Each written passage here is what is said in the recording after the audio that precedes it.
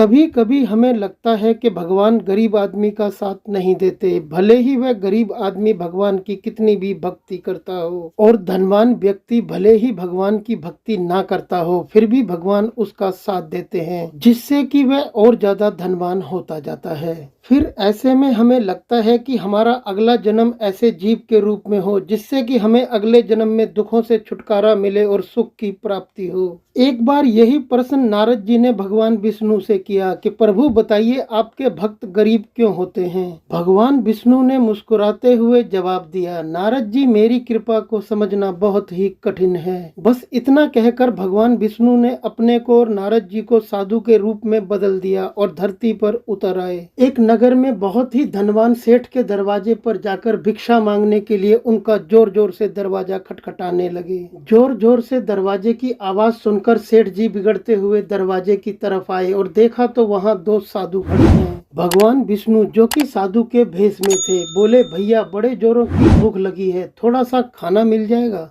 सेठ जी गुस्से में थे, बिगड़ते हुए बोले कि तुम दोनों को शर्म नहीं आती, तुम दोनों के हाथ पैर सलामत हैं, कर्म कर कर खाओ। जाओ जाओ, यहाँ कोई खाना नहीं है, किसी और के दरवाजे पर जाकर खाना मांगो। इतना कहकर सेठ जी ने जोर से दरवाजा बंद कर दिया। तभी नारद जी बोले, देखो प्रभु, ये आपके और आपके भक्तों का निरादर करने वाला प्राणी कितना ज्यादा सुखी है। प्रभु आप इसे अभी सजा दीजिए। परंतु नारद जी की बात सुनते ही भगवान विष्णु ने उस सेठ को अधिक धन संपत्ति बढ़ाने वाला वरदान दे दिया। इसके बाद भगवान विष्णु नारद जी को लेकर एक बहुत ही बूढ़ी माँ की झोपड़ी पर पहुँचे। वह बूढ़ी माँ भगवान की निरंतर भक्ति किया करती थी, परंतु बहुत ही गरीब थी। उसके पास एक गाय के अलावा कुछ भी नहीं था। साधु के भेष में भगवान विष्णु ने भिक्षा मांगने के लिए जैसे ही आवाज लगाई, बूढ़ी मैया बड़ी ही खुशी के साथ बाहर आई। दोनों को आसन पर बैठाया और उनके पीने के लिए अंदर से दूध लेकर आई और बोली, प्रभु मेरे पास और कुछ भी नहीं है, इसे ही स्वीकार कीजिए। भगवान विष्णु ने दूध को बड़े ही प्रेम से स्वीकार किया।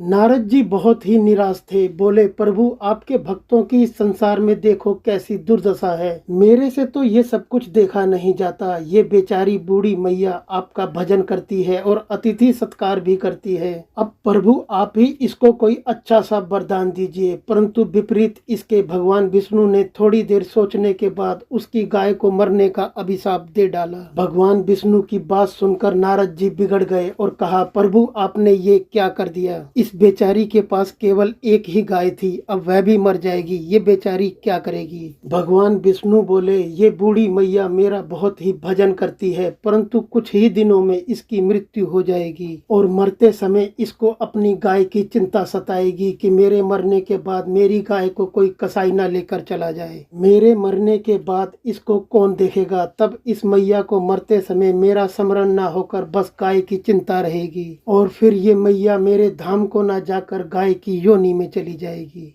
और दूसरी तरफ उस सेठ को मैंने धन बढ़ाने का वरदान इसलिए दिया क्योंकि मरते वक्त उसे अपने धन तथा तिजोरी का ध्यान रहेगा। इसी कारण से वह अगले जन्म में तिजोरी के नीचे रेंगने वाला सांप बनेगा। क्योंकि दौलत से सिर्फ सुविधाएं मिलती हैं, सुख नहीं मिलता। सुख मिलता है आपस के प्यार से और अपनों के साथ से। अगर सिर्फ सुविधाओं से सुख मिलता तो धनवान लोगों को कभी दुख ना होता। और रही बात अगले जन्म की, तो प्रकृति का ये नियम है, जिसका जिस जीव में अति लगाव रहेगा मरने के बाद वह अगले जन्म में वही बनेगा, और जो अगले जन्म में जैसा जीव बनेगा वैसा ही सुख या फिर दुख भोगेगा। आशा करते हैं आपको हमारी आज की ये कथा जरूर पसंद आई होगी। आपको ये कथा कैसी लगी हमें नीचे कमेंट में लिखकर जरूर बताएं। और यदि वीडियो पसंद आया है तो वीडियो को लाइक करें, शेयर करें और हमारे चैनल को सब्सक्राइब करने के बाद नोटिफिकेशन को ऑल पर सिलेक्ट करें। फिर मिलते हैं आपसे ऐसी ही किसी सुंदर कथा के साथ अगले वीडियो में। तब तक के लिए जय श्री हरि।